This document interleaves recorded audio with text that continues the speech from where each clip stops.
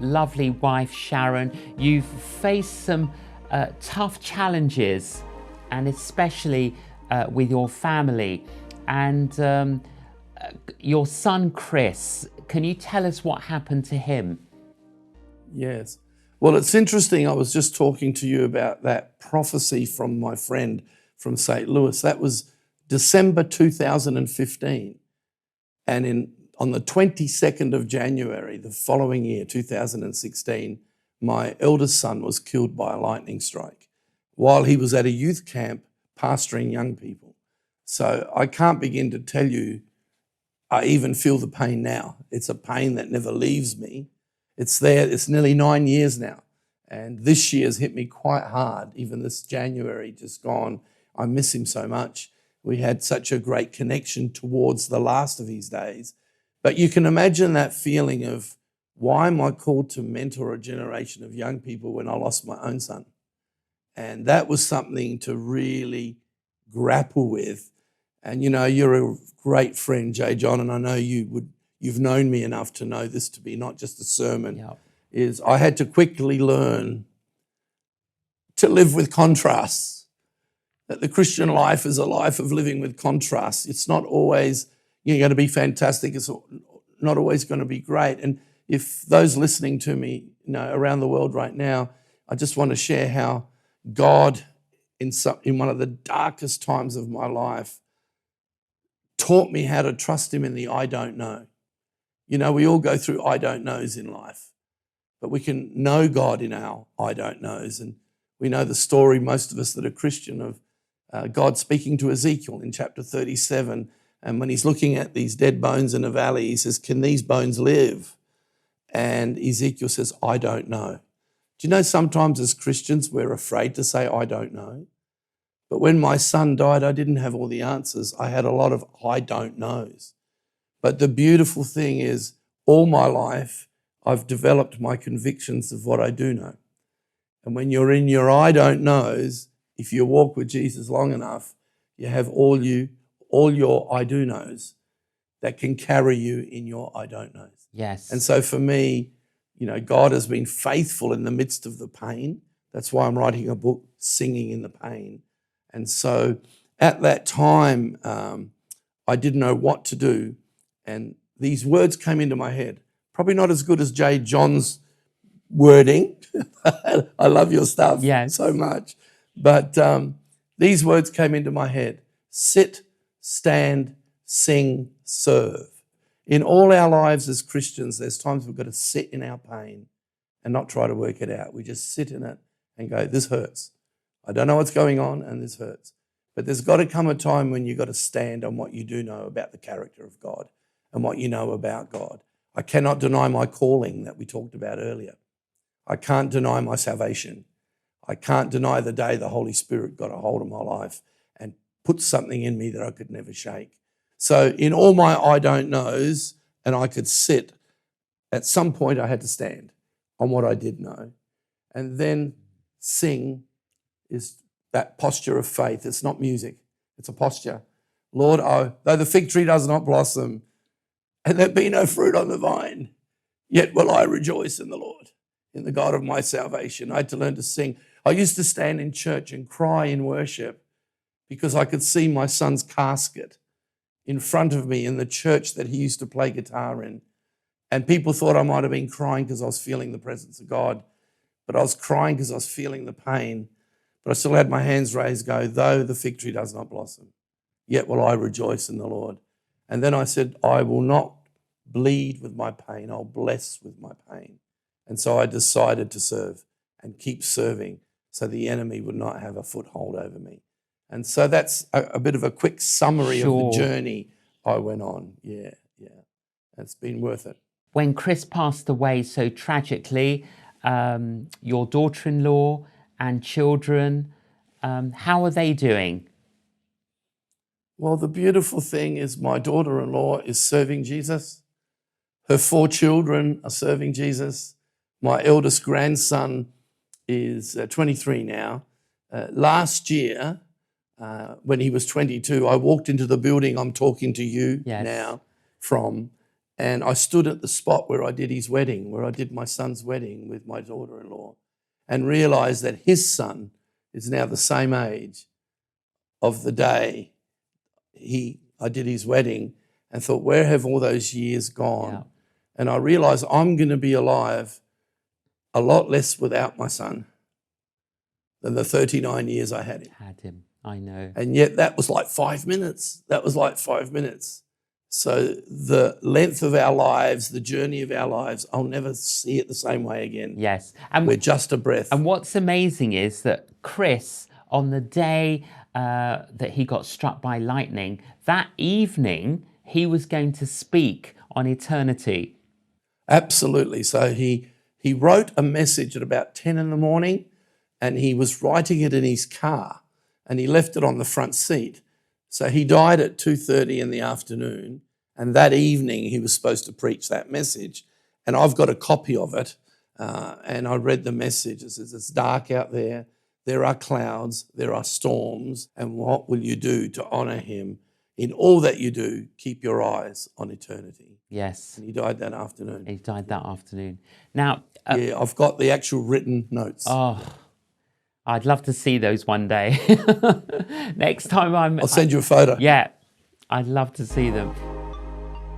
When it was time to, hey, let's have a family, tell us what that season was like. It was about a year after we got married, and we went away, and Claire made this big thing that we went up the Eiffel Tower. She wanted me to propose something. Us already being married, it was clearly not going to be, a proposal of marriage. And so I said, shall we have children? Shall we have a family? And Claire said yes. She was very pleased. That's what she really, we both had talked about it and really wanted a family. And we kind of assumed, as people do, that it will just happen naturally from there, except it didn't. Now, Claire, you got pregnant quite easily. Yeah. But then what happened? I miscarried about 10 weeks into the pregnancy, and then that became a pattern for about 7 pregnancies, and just kept miscarrying at the same time. So we were talking, and Jeremy said, you've really got to go to the doctors, this isn't right. And so we went to the doctors, and then that started a whole chain of events. He suggested doing IVF. So we kind of talked about that, whether that was something we wanted to do. And yes, it's quite a lot of decisions to make.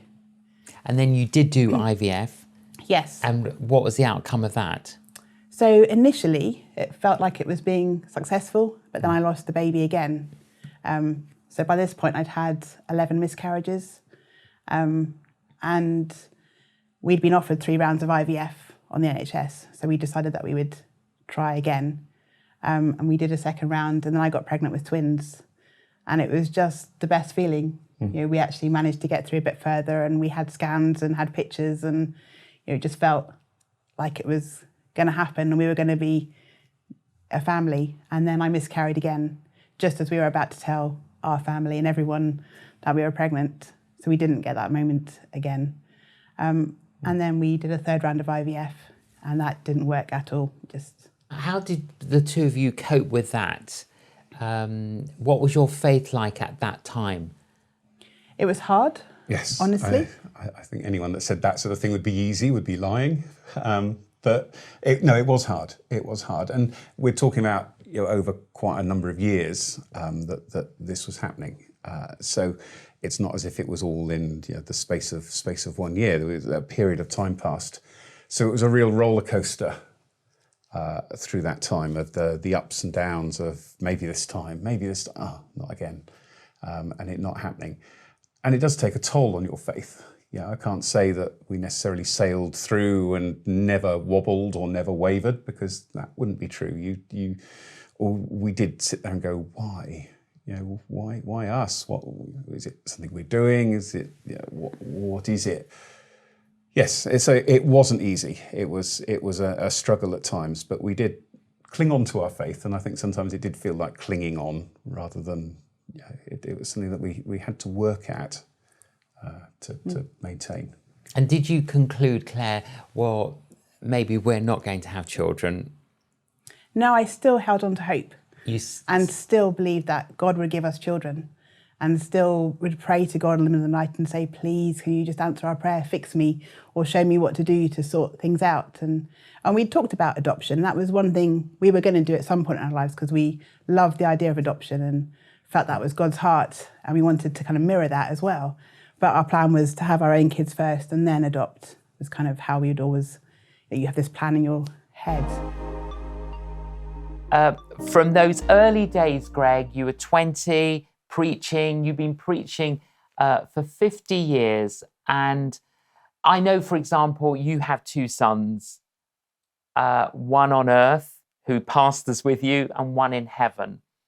And that was a tragic car accident where he lost his life. We live in this world, Greg, of miracle and mystery.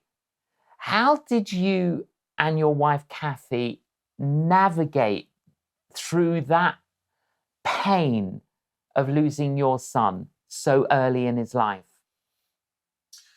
Yes.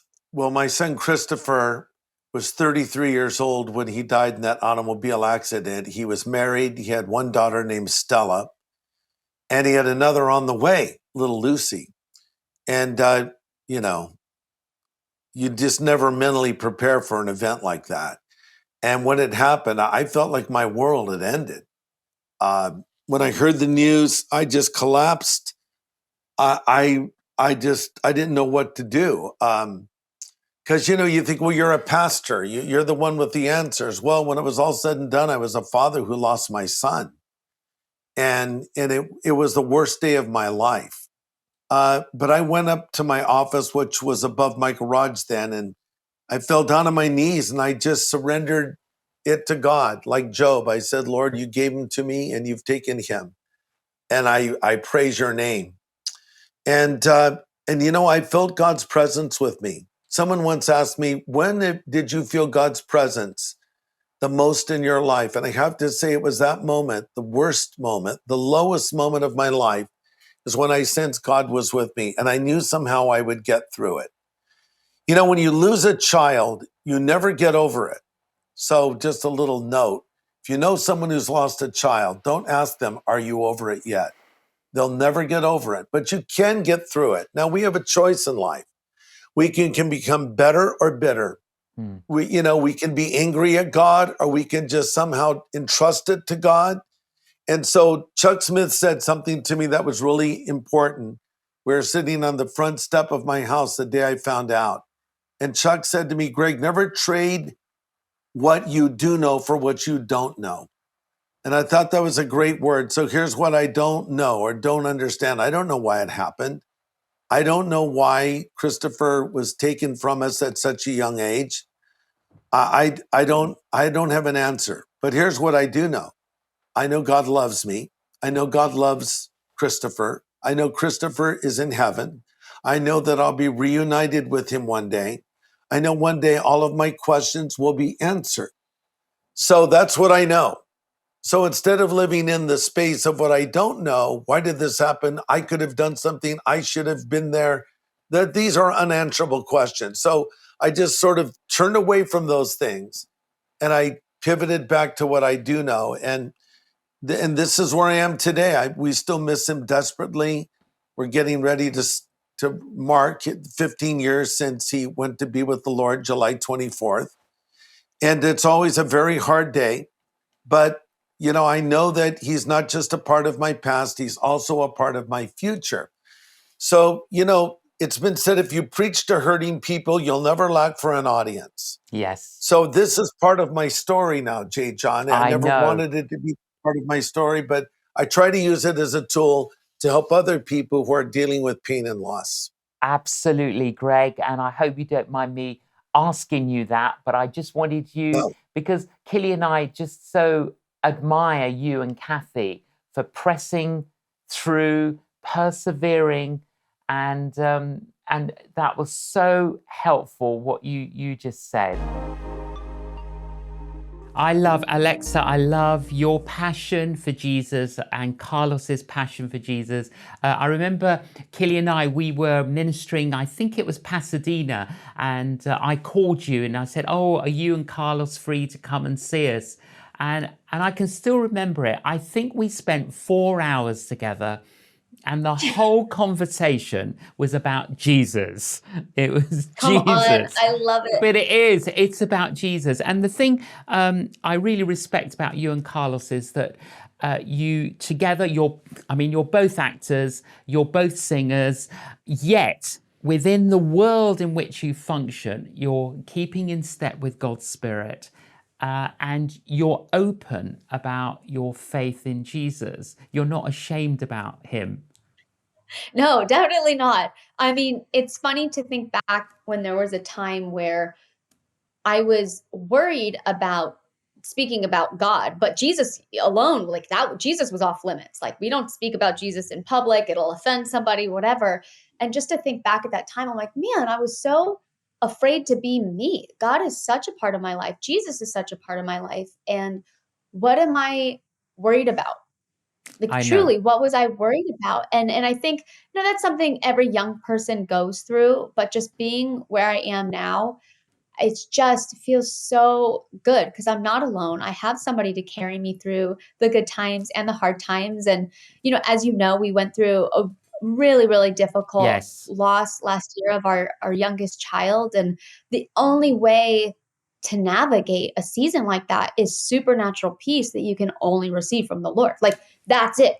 I don't know how else anybody else navigates that kind of grief. I know. Yet he got us through in a way that, I get the verse, consider it pure joy when you face trials of many kinds, on a whole other level now, because how could anybody experience joy after the loss of a child? Yes. Like, how can you even experience joy, like the loss of the child, being joyful? That sounds insane. It sounds insane. And yet her life had so much fruit. She has transformed us. We think of heaven every day now. You live differently. Yes. You just live totally differently after that. Yes.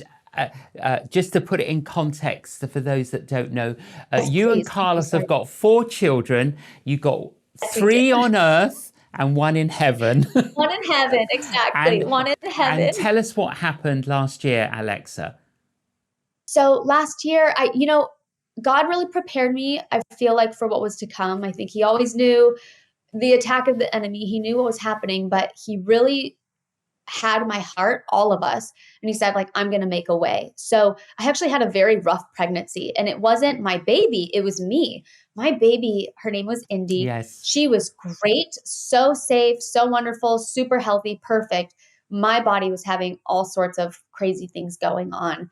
And I think because it was such a rough pregnancy, it really drew me near to him in a way that, had it been a perfectly healthy pregnancy and like super easy, I don't think I would have been at his feet as often. And I think because it was so difficult, man, I was diving in the word unlike any other. And I was talking to God in a way that I had never really spoken to him before. And there was just so much new depth in him, like breaking chains that, had a stronghold over me. I fall into people pleasing all the time. It's just something that I think in my industry, it's, you go, you do your work, then you go back to a director and you're like, did I do a good job? Did you like that? So my whole world revolves around people pleasing. But God's like, that's not of me. And I need you to break that off. And, that I was learning a lot during that pregnancy. So we actually had a heartbeat 2 minutes before delivery. She was doing great. And then when she came out, unfortunately, she never took a breath. But I actually feel like that was really powerful because I feel like she changed the world without taking a breath. And that's something pretty special. She was beautiful. She was a big girl. She looked just like Carlos. So she was cute. But what she did for our lives, just completely shifted everything. Even my kids, the questions that they started asking afterwards, the way that they grieved and the way they still talk about her and the way we're able to celebrate her life. It doesn't make sense other than like the Lord has really made it so joyful. And that sounds crazy. I know it sounds crazy. But the Lord led you through that. You even, you've spoken publicly, you've had therapy, and I think that that is so helpful to hear. And through that, there was one particular vision that you had. Tell us about that. Yes. So I was doing this very intensive therapy. God had already been healing my heart, but I didn't want 6 months from that moment to suddenly become shattered, or a year later to become shattered. And I just wanted to go, you know what, God, I feel like you're calling me to just do something pretty intense right now, and I'm ready for it. So I went in, I did something called EMDR, and in it, you kind of relive the experience over and over and over again. And each time you get something new. And during one of the times, I had this vision of right after I had delivered Indy, and she was by my side and she was not breathing. She was, currently trying to be resuscitated.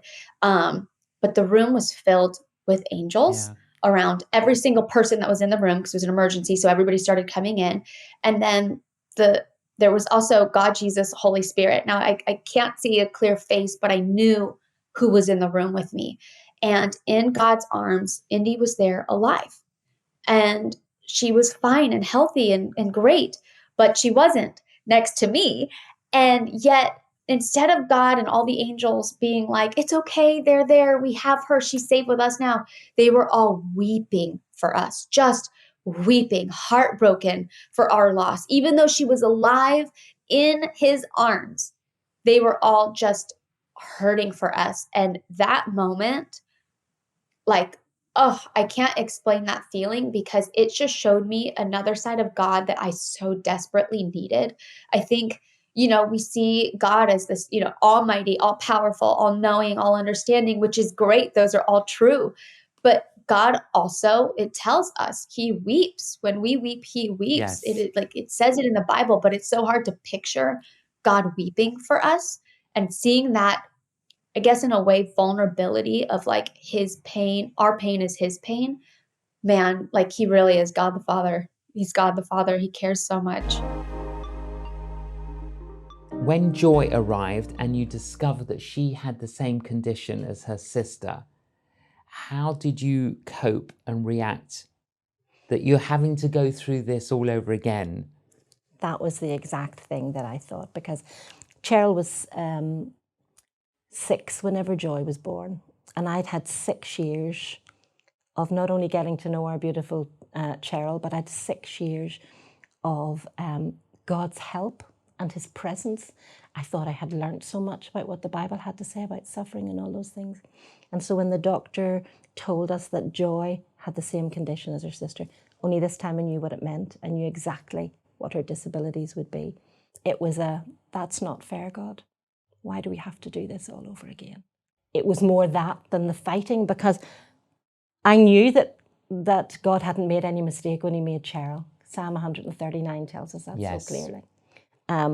I knew by this stage, I knew that, and I knew that he was with me. I just didn't want to go through it again. But God very graciously drew near to me to help me to accept Amy Carmichael, wonderful missionary. Those 4 words are just seared in my heart. And she said, it's in acceptance lies peace. And so I had to give up my struggle and say, God, I place Joy into your hands, just the way I've placed Cheryl into your hands, and just help me to do this journey again with you. How old was Cheryl when she passed away? She was just 10. 10. She was 10. She was a very, very small 10-year-old, weighed about 18.5 pounds when she died. And how old was Joy when she passed away? Joy was 13. She reached her teens, but only age 5 clothes. Both of the girls stayed very tiny, and their metabolism was very poor. So, it was about 10 years apart, although Cheryl died when she was 10, and then about 10 years later. So it covered a period of about 20 years. There's a lovely story, Catherine, about how God spoke to you through the lampstand. Yeah, when Cheryl died in hospital, and her death really, really hit me very hard. And God helped me in knowing that Joy was going to die, but I'd spoken to the consultant and I said I wanted her to die at home. So she had been in hospital with pneumonia, and the doctor came in on that Sunday evening and she said, I think it's time for you to take Joy home. And I knew what that meant, and it was Mother's Day. And so I got in touch with my husband, who was preaching at a church on that day, and he was heading up to bring us home. And we took her home and we put her into her own little room, and on the side of her bed was a lovely little lamp with a silk butterfly on it, and the light was shining through it. And whenever her oxygen saturations went down, it was obvious she was struggling. We got her big brother up, which was very difficult, and we were in the room together with her. And just as she was passing, the light was shining through the butterfly, and God gave me a beautiful picture of what was happening to our darling daughter at that time. Because a butterfly isn't always a butterfly. It starts out as a caterpillar. Yes. And it wriggles around in the dirt. It's squashable. It's easily picked off by birds. It has a difficult life. Yes. And one day it goes into a chrysalis and it appears as a butterfly, and it flies above the things that once were its limitations. And so as I held Joy in my arms, I just said, it's okay to go. And you're going to fly. And it was such a beautiful and tearful and obviously upsetting experience for us as a family, and for Paul in particular at that time, as he was 17. And we said goodbye, but I knew that all of the things that had kept her and were troubling her in her life were passing away as God took her into his arms. Beautiful. Mm-hmm. But then you went, was it to a butterfly? Went to the butterfly farm. Yeah, I remember that. And you bought a plant from there. Yeah, wow, that's very good that you know that. Yes, we bought a camellia and went to the butterfly farm. My brother had come home from Germany. It was shortly after the funeral, and we went to the butterfly farm and had a great time there. But we bought this plant, this camellia. And it was like 2 sticks. It wasn't great. And Philip dug a hole. He's not a gardener either. And we put this plant in. And the following year, on Joy's anniversary, I looked out the window and there were 2 flowers on these bits of stick with just a little greenery. And I couldn't believe it. I just couldn't believe that all of a sudden we had 2 flowers. I didn't see them coming. But God so graciously and so kindly, every now and then he gives you little things just to let you know that he's your father, that he's compassionate. Absolutely. That he cares for you. And these are the little things that really, really make a difference to you. Definitely.